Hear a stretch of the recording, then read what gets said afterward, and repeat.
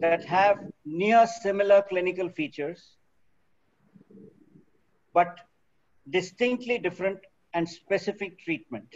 When I use the word umbrella term, it is much like the word anemia. Anemia is not a diagnosis in itself, but it is the umbrella term for a number of underlying diagnostic entities. So therefore, you have to understand that this is the terminology which is used for an uncommon group of headache disorders. And the key to successful treatment is in getting the diagnosis right. And this is also the group of headache disorders that lends credibility and glamour to the field of headache medicine, which is an emerging subspecialty. So no longer should we be thinking of headache medicine as a group of specialists treating disorders which are psychological in origin. These are the entities which make it more interesting. And I will try and make the topic very simple so that we can avoid the misdiagnosis which happens in this area. So what are the TACs? They are basically a group of headache entities which are all variations around a theme. So what is the commonality? The commonality is that they are all unilateral. They are severe unbearable headaches. They are side-locked. Side-locked means they affect the patient on the same side during every attack. They are predominantly in the V1, the first division of the trigeminal nerve region. That's the periorbital region. And they are usually accompanied by cranial autonomic symptoms. We will enumerate these cranial autonomic symptoms, but these autonomic symptoms are due to increased parasympathetic outflow and a paresis of the sympathetic tone. So this much is the commonality. And what are the differences? The differences are in the duration of the attacks. And if the attack duration differs, then the number of times that the attacks happen during a day will also differ. So the frequency of the attacks will differ. And the treatment will also differ across the different entities. Some of them are very specifically responsive to certain drugs. So if you don't get the diagnosis right, you don't get the treatment right. And what are the entities which are included? Manoj, there is a little bit of cutting off of my slides because of the frame of the some of the members of the audience. So will it be possible to reduce that in any way? You are, sir, fully visible. Dr. Apte, can you shut your video, please? Just. Manoj bhai, you can take it to be another page. Fam. Yeah. Is it okay? Yes. If we can have Dr. Ajay and Dr. Meeta also putting the video on. Video we have stopped already. And we have stopped. We have cleared. Because the box is visible to me, so it's cutting my slide. Yes. Okay. This is. You have to take on another page. Manoj, you have to take on another page. That box is. Okay, no problem. Now you are fully visible, sir. No problem. But, your slides are also clear. Manoj, listen, Manoj. Yes. Sir, slide are cutting because of our fame on laptop. That's right. Yeah. So you just put fame on another page. We have to put on another page. Yeah. In mobile it's come full, sir. But I think laptop it's. Hello, Ravishankar sir. Yes, tell me. That will be only we panelists will get only this much slide. Otherwise, it's a fully visible, sir. I have 2 or 3 attendees also, and so it's a fully visible. No problem. You go ahead. No problem. You can go ahead. Okay, so what are the entities which are included under this heading of TACs? The most important is cluster headache. Then you have the paroxysmal hemicrania. And then you have the short-lasting unilateral neurologiform headaches. They are also known as Sunas, and there are two subtypes. One is called SUNT, and the other is called Suna, S-U-N-A. And the more recent one is Hemi Crania continua. So you have four entities which are included under TACs. And what is the most important take-home message of this slide?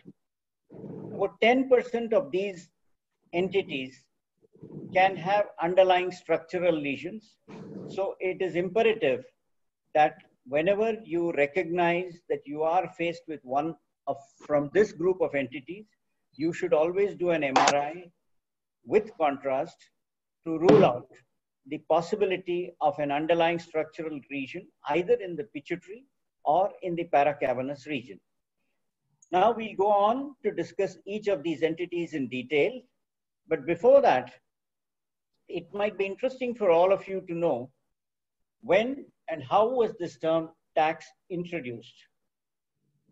This is the landmark paper by Peter Goadsby and Richard Lipton that appeared in Brain in 1997. When they first introduced this term TACs, because they wanted to differentiate between the short duration headaches, which had prominent autonomic features, and the short duration headaches, which did not have autonomic features. And by autonomic features, we mean watering from the eye, redness of the eye, stuffiness of the nose. And they found that those which had headache along with autonomic features had a common pathophysiology linking their phenotypic presentations. And so they called this group the Trigemino autonomic cephalalgias, because it was the nociceptive input via the first division of the trigeminal nerve that increased the parasympathetic outflow. So this term was first introduced in 2004 into the literature. At that time, it was still being called cluster headache and other trigeminal autonomic cephalalgias. But in their most recent classification, which is now final, which was released in 2018, the entire group of headaches has come to be known as TACs. So this is the background to how this name came to be introduced into literature. So now if you look at the classification, you will find that these four entities are included under a particular rubric. This group of headaches. Now, you will find some of the internists may find that some slides look as though they are out of syllabus, but since I have an audience of neurologists also in the group, I have to make the lecture comprehensive. So please bear with me. For example, this slide, which is from the International Classification of Headache Disorders, it includes all these entities, and there are two forms for each of these entities, an episodic form and a chronic form. And lastly, when you have some of these entities presenting, but all the characteristic criteria are not fulfilled, you call them a probable TAC. And when you encounter a patient who has something that looks like a TAC, but does not have all the characteristics, please be very careful to rule out an underlying structural lesion. So let's start by looking at how the commonest headache of this group presents. Because if you understand and if you are able to recognize this headache, which is the prototype, that is cluster headache, then it becomes very easy for all of you to be able to recognize the other entities which are variations around the presentation of cluster headache. To put it very simply, is like the cat family. If you are able to recognize the tiger, then you are able to more easily recognize the leopard, the cheetah, and the panther. So therefore, you have to understand cluster headache completely. So what is characteristic about cluster headache? It's one of the most unbearable forms of headache. It's more often seen in males. The headache is always unilateral, one-sided, and always on the same side. It's usually orbital, supraorbital, or in the temporal region. And the duration is usually up to 3 hours. It can be a little more or less, but usually up to 3 hours. And the attack frequency in a 24-hour period, you can have from 1 to 8 attacks. The attacks are more often nocturnal, and you can have an episodic form and a chronic form. And there is a characteristic periodicity. Now, what do I mean by periodicity? Every bullet that is here is important to understand, because this is the way you'll be able to recognize in practice when it presents. What do I mean by periodicity?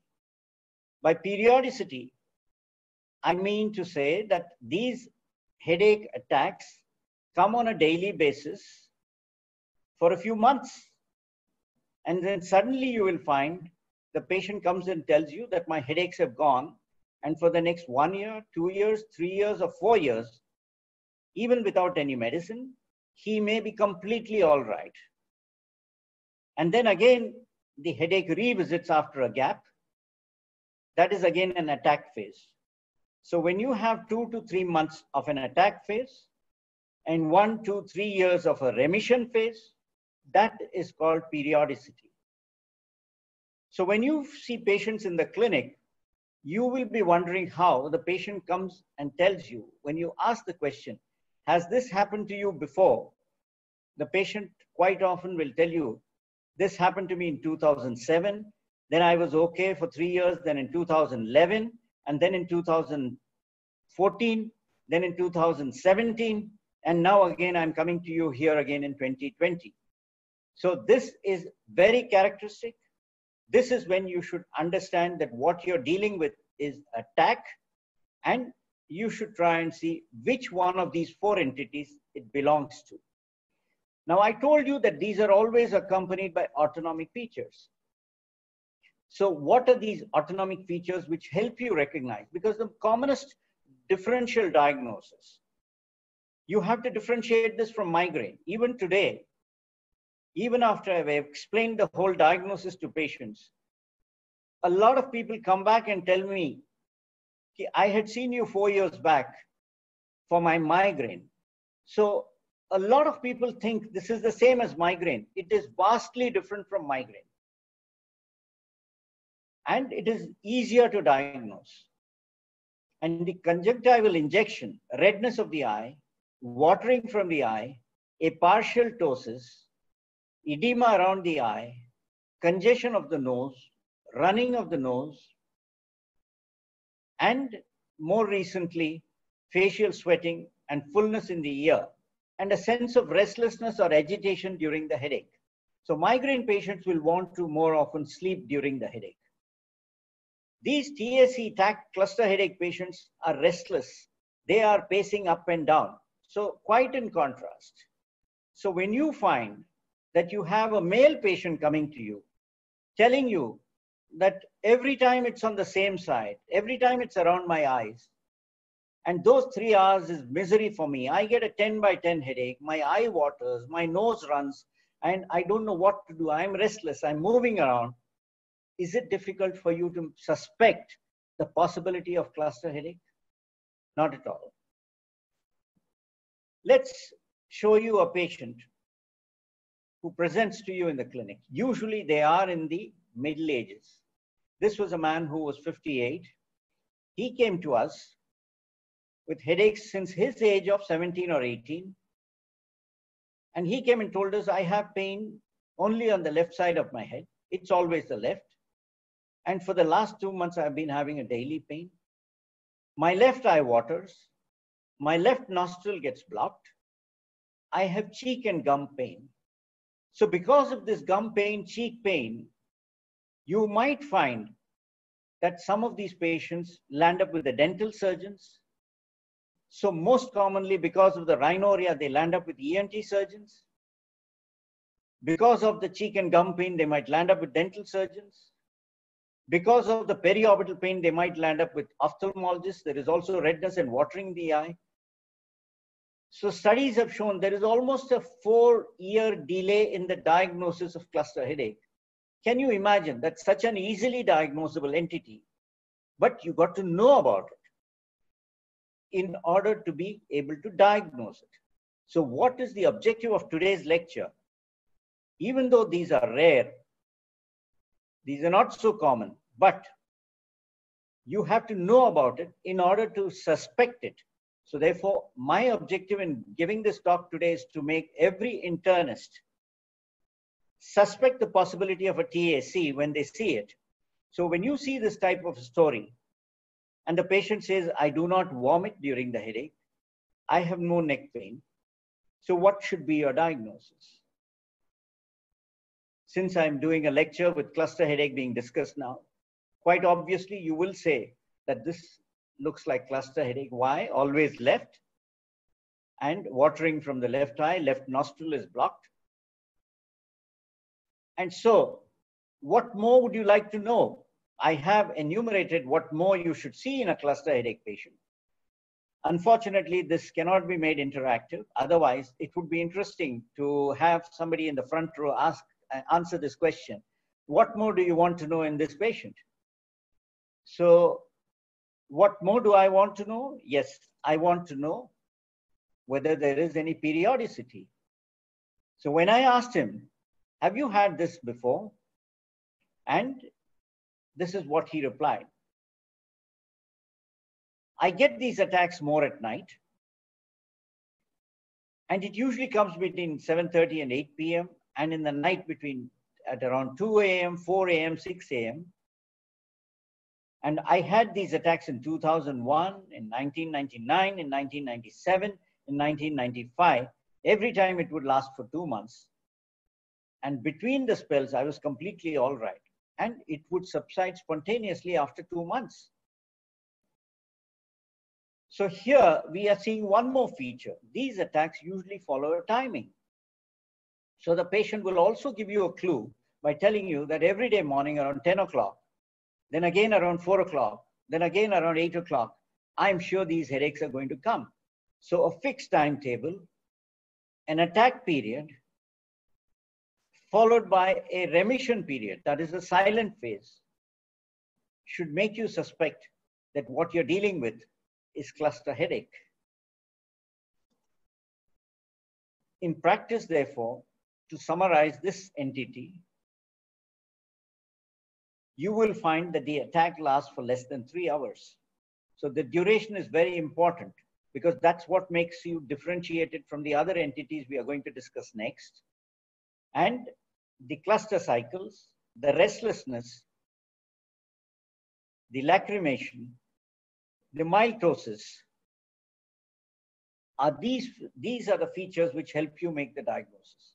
But a word of caution here. These are all from the criteria laid out in the International Classification of Headache Disorders.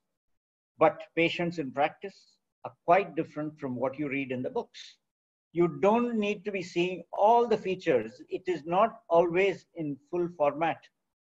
So you might find that some of these features may be missing, but broadly, if you know this, then you can definitely suspect it.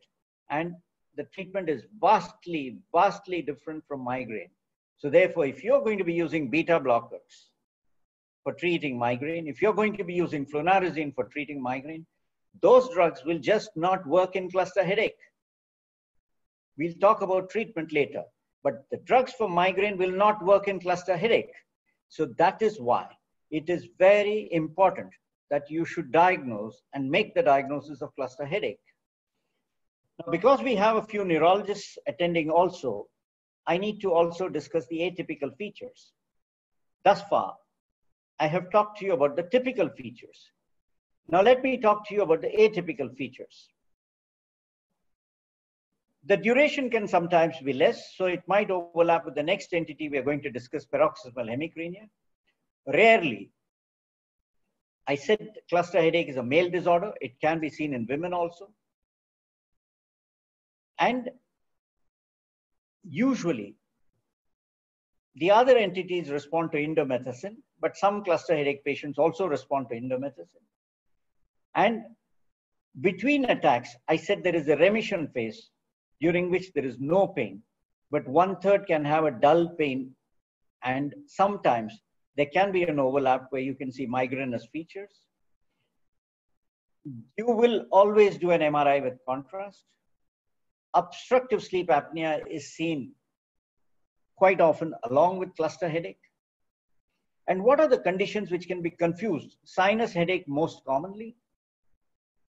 Then the other entities which belong to this group, and sometimes because it is around the eye, glaucoma can be mixed up, misdiagnosed. Cluster headache can be misdiagnosed as glaucoma. Now, when it overlaps with migraine, what are the things that you need to know about the overlap between migraine and cluster headache? Because quite often in practice, you will see patients who have clearly cluster headache and patients who have clearly migraine. There is no confusion. But when you are practicing in a tertiary clinic, you often see patients who have overlapping mixed features. They used to call it cluster migraine. And now, since a lot of autonomic features, a lot of papers with autonomic features in migraine are being described, it's important to know that a small percentage of patients of cluster headache can have overlapping migraine features.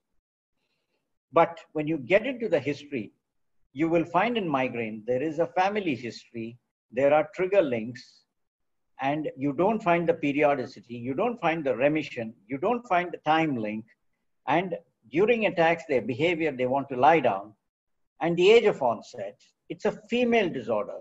This is a male disorder. So it's easy to differentiate between the two, except when sometimes you find that migraine sticks to one side in about 15%.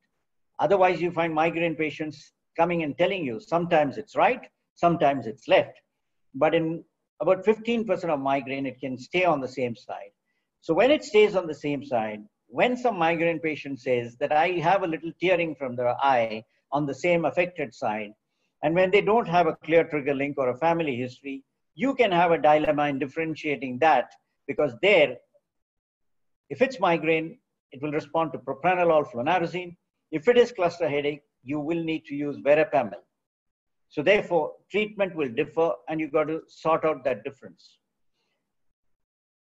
Another characteristic or a helpful clue to the diagnosis when you're stuck in situations, is this migraine, is this cluster headache, is this point which is unilateral photophobia or phonophobia. And this was first noticed by Peter Goadsby's group, and they found out of 206 patients that they looked at with photophobia, phonophobia, they found that whenever it was unilateral, it was more likely to be a TAC, and whenever it was bilateral, it was likely to be migraine. So for whatever it is worth, and this does happen in practice, you will find this happening. So look out for unilateral photophobia, phonophobia. And rarely, so far I've discussed all the typical, some atypical features, but for the neurologists who see more cluster headaches than what an internist would see, you can rarely have cluster headache coming without all the autonomic features. You can rarely have cluster headache with aura. You can rarely have cluster headache in women. So therefore, these rarities are case reports, but they have to be remembered. Now forget the last patient. Let's look at another patient and let's see how to diagnose this case. She is a lady of 26. She came with headaches starting since the age of 8, and she's been having daily headaches for the last 1 year before she came to us. And she's been having right periorbital, right temporal, nothing on the left, multiple attacks. Every 2 hours, she would get intense, unbearable pain for 20 minutes. Between 2 attacks, she was perfectly all right. So she would get 8, 10, 12 attacks a day. And with this type of story, what more information would you want? So the more information that I would want, I would ask her, what else happens along with these head pain, along with the head pain? Are there any accompaniments? And when we asked her that question, she said she's got stuffiness of the nose on the right. She's got tearing and redness of the eyes, all on the right. And she used to have silent periods. Now they are not so often seen. She's done multiple MRIs, which are normal. So what are the differences from the earlier case you saw, and what's your diagnosis now? And how would you treat? Now you will notice here, this is a female patient. Again, it is unilateral, always on the right. But if I go back to the earlier slide, you will see that the attack duration is only 20 minutes. So unilateral, severe, side locked, but short duration, 20 minutes. And it's a female patient with autonomic features, MRI normal. This is the typical presentation of paroxysmal hemicrania. And what would be the treatment for paroxysmal hemicrania? There is only one drug in the world which will work in paroxysmal hemicrania. A very good interactive question, but we'll have to skip it, and that drug is indomethacin.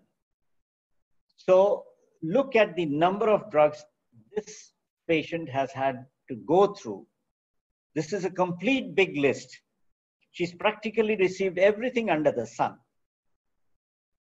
But when we gave her indomethacin, she responded so beautifully, and she was extremely thankful to us. Now, if you look at this list, somebody earlier has also tried indomethacin. But unfortunately, since they did not step up the dose, since they did not persist with it for a much longer time, they did not get the response which we got. And so therefore, the take-home message from this slide is, if you get the diagnosis right, and if you start the treatment of which that condition warrants, which is indomethacin, you'll find that the patient is extremely happy and relieved. So to summarize paroxysmal hemicrania for you, it looks like cluster headache, except you have a female patient, you have a shorter duration, and you have indomethacin as the specific drug to which the patients respond. So when you see a woman with picture like cluster headache, think of the possibility of paroxysmal hemicrania. Let's move on to the next patient. Here is a 47-year-old male who came to us with sudden onset, left side of the face, plus left periorbital pain for the last 4 months before he saw us. He said these are shock-like attacks in the V1 and V2 division, around the eyes and over the face, recurrent, lasting for 1 to 2 minutes. I get 30 or 40 of these unbearable attacks every day. I have watering from the eyes, redness, my left eye droops. I have tremendous stuffiness and running nose on the left side. Are there trigger factors? Yes, there are trigger factors. And he had his MRI done, which was normal. So what is the sequence to show you? Fortunately, we were able to capture one of his attacks in the clinic when he came. So you find that his left eye, it becomes a little swollen. The swelling increases, the eye closes, and then after some time, on its own, it gradually opens up. The redness also comes down. So this is the sequence which happens all within a short time of less than 5 minutes. And when you see closely, you find that there is conjunctival hyperemia, there is a lot of eyelid edema, there is a lot of redness, and there's a lot of watering from the eye. This is what you see. In what condition would you see this? This is what you see in SUNC syndrome. What does SUNC stand for? Short lasting, unilateral, neuralgiform with conjunctival tearing, S-U-N-C-T, SUNCT. Now, the pundits in the headache field have made it more complicated by introducing another subtype. They called it Suna, short-lasting unilateral neuralgiform with autonomic features. So therefore, there are two subtypes, SUNCT and Suna, in the trigeminal distribution, more commonly V1. What is the duration? 1 to 600 seconds, usually 2 minutes, but it can be up to 10 minutes. And you will find that there are repetitive stabs with no refractory period. That means the pain does not touch the baseline. So therefore, there's no refractory period. And again here, you have intense cranial autonomic symptoms. And like trigeminal neuralgia, touching on the face can induce these attacks. So therefore, it looks everything like trigeminal neuralgia, but the autonomic features are much more prominent in this entity.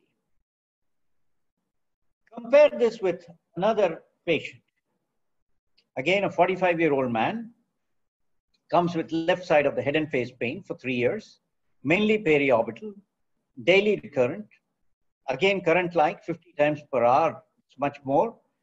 And he had triggered by touch over the face, could not wash his face, cannot chew, cannot eat, cannot brush, everything like trigeminal neuralgia. Worsens with fan breeze or air blast.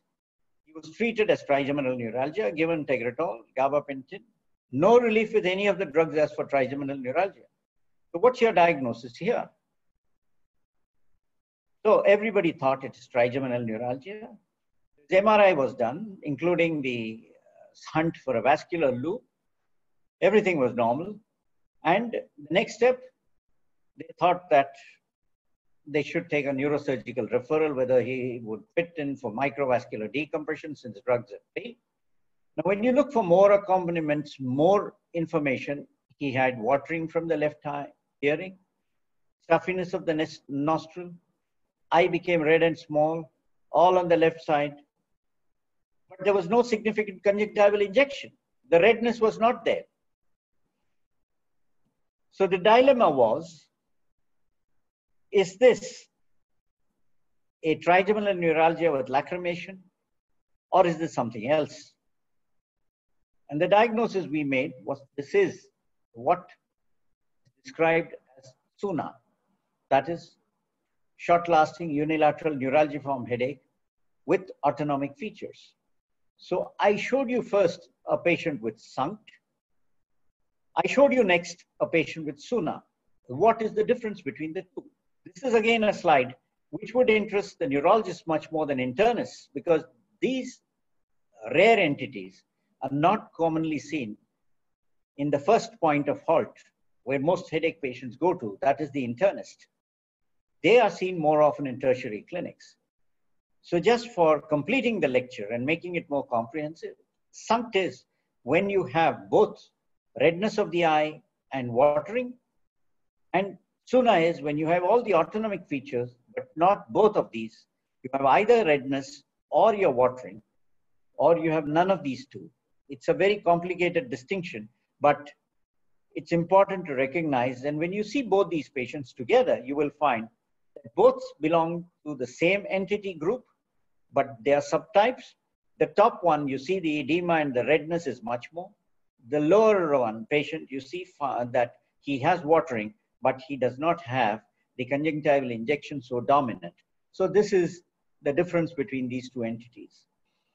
Now, by way of treatment, it's important for you also to be able to differentiate between trigeminal neuralgia with lacrimation and SUNCT. Why? Because in SUNCT, you would use lamotrigine, you would use gabapentin as drugs of first choice. But in trigeminal neuralgia, you would use carbamazepine, oxcarbazepine as drugs of first choice. So what are the differences between these two entities? Because a small percentage of trigeminal neuralgia patients do have lacrimation and autonomic features. So remember that 90% and more of trigeminal neuralgia does not have lacrimation. But when it does come and present with lacrimation, you can get stumped as to how you would differentiate it from sunct. And the main characteristic features are sunct is around the eye, V1. Trigeminal neuralgia is in V2 and V3 area. Autonomic features are dominant in sunct. They are minimal in trigeminal neuralgia. And lastly, in sunct, there is no refractory period between attacks, whereas in trigeminal neuralgia, there is a refractory period. This difference is necessary because the treatment is different. And the last of the four entities, Hemi Crania continua. Now, this is unilateral headache, present on a continuous basis, and intermittently, you have bursts of attacks which may have cluster features, with autonomic features, or may have migrainous features. But what is important to recognize is that it responds completely to indomethacin. So you have paroxysmal hemicrania, very well responsive to indomethacin. You have sunct, which does not respond to indomethacin. You have hemicrania continua, which responds completely to indomethacin. So out of the four entities which we have talked about, cluster headache and sunct do not respond completely or exquisitely to indomethacin, whereas paroxysmal hemicrania and hemicrania continua respond completely to indomethacin. Functional imaging. These disorders are so well studied and so clearly demonstrable that there is an area of the brain, the posterior hypothalamus, which is deranged and which gives rise to these clinical manifestations that we no longer can think of these as anything near psychological. So it's all well proven. And this last patient, the trap, this patient came to us with daily left periorbital pain, fixed timing, left eye tearing, vomit, throbbing, photophobia examination was normal. So because of the history of left eye tearing and always on the same side, left nostril would get choked up, we made a diagnosis of cluster headache. And fortunately, as is our practice to MRI, do an MRI on every patient with a TAC, we did the MRI and lo and behold, there was a tumor in the pituitary region. So therefore, you have to remember, and this is a paper which talks about secondary TACs. This is written by Debashish Chaudhary, and it talks about the presence of underlying structural lesions in a number of patients with TACs. Now, how do you treat? What do you do for treatment? Now, treatment has to be quick because these attacks are severe. Patients often go to the casualty with cluster headache. They go in the middle of the night to the casualty. They don't come always to the OPD. So the attacks have to be treated quickly. You have to give them something parenterally. You cannot use tablets here. What are the two drugs which you would use? We don't have the two drugs which help very well in the acute treatment of cluster headache, sumatriptan and zolmitriptan. They belong to the triptan group. Sumatriptan is not available as a nasal spray or injection in our country. Zolmitriptan is available as a nasal spray. So therefore, the drug of first choice would be a zolmitriptan nasal spray. Oxygen. So oxygen is supposed to be working very well in all the entities in this group. So therefore, oxygen for 15 to 20 minutes. You have to have the patient in the sitting position with a non-rebreathing mask, not through the cannula. And then you can have parenteral other agents like DHE, again, dihydroergotamine is not available in India. You can have intranasal lidocaine. Nowadays, you see so easily people are doing the swab test for COVID, and that's exactly the way you insert the cannula for instilling lidocaine intranasally and blocking the sphenopalatine region for patients with acute cluster headache. And parenterally, you can use magnesium, divalproex, methylprednisolone. So rapid parenteral treatment is important for acute attacks. This is a summary of the same drugs which I talked about, and some rare combinations have been listed here. For example, we don't get many of these in our country: octreotide, somatostatin, quetiapine. These are also tried out. Vagal nerve stimulation. And what do you do in order? Once you've taken care of the acute attack, you have to take care over the next 2 months. So therefore, that is the time you would use a great occipital nerve block. It works very well. It helps in the acute treatment, plus also prevents subsequent attacks. And you can use steroids. You can start with 30 to 40 milligrams per day for our patients, and every 10 days you can drop 10 milligrams. And the other drugs, the most important drugs, in fact, it is very, very important that you use more than one drug to treat cluster headache. And verapamil is the cornerstone, lithium carbonate, ergotamine on a daily basis, topiramate. If these don't work, then you go to level 2, where you add melatonin, you add steroids.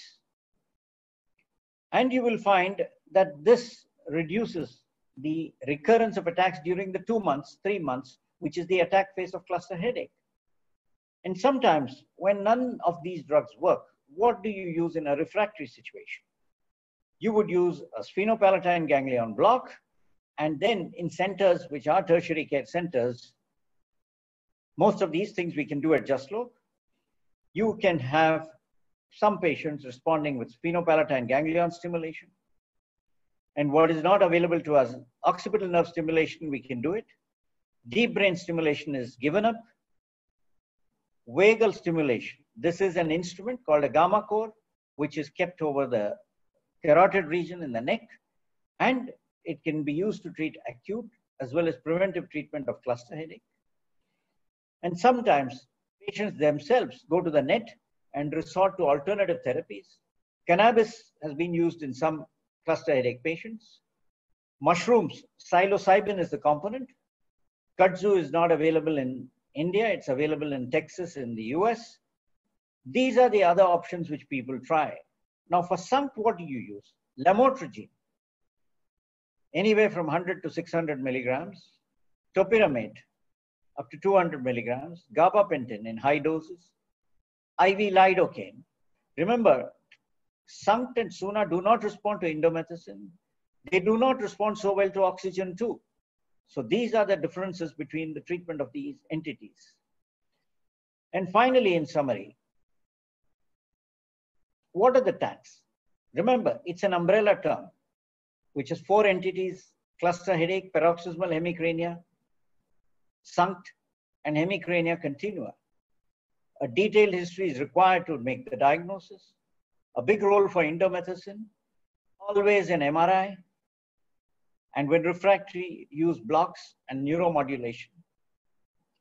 So therefore, TACs should be thought of as meaning trigemino autonomic cephalalgias, not tricky and confusing headaches. You got to make the right diagnosis. You got to choose the treatment specifically. And this is one slide which I'm going to show you, which I would have used if this session was done interactively. I would have asked you the question. Indomethacin is the drug of choice for A, B, or C. CPH, SUNC, or CPH and hemicrania continua. The right answer is C. It's the drug of choice for chronic paroxysmal hemicrania and hemicrania continua. The next question, what is the best agent for the acute treatment of cluster headache?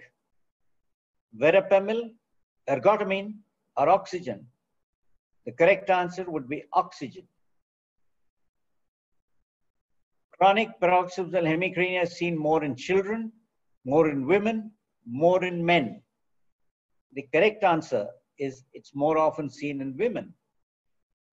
And which is the TAC with the shortest duration? Is it paroxysmal hemicrania? Is it SUNC? Is it cluster headache? Is it hemicrania continua?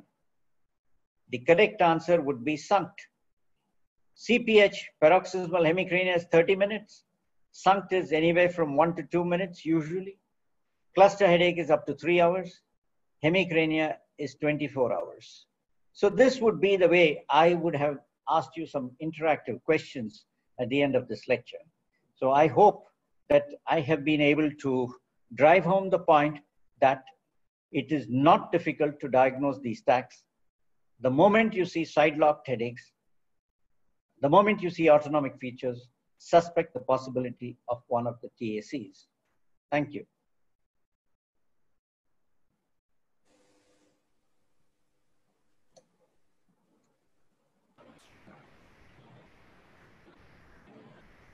Thank you very much, sir. Thank you for a nice talk, informative. I would like to ask Dr. Meeta Ben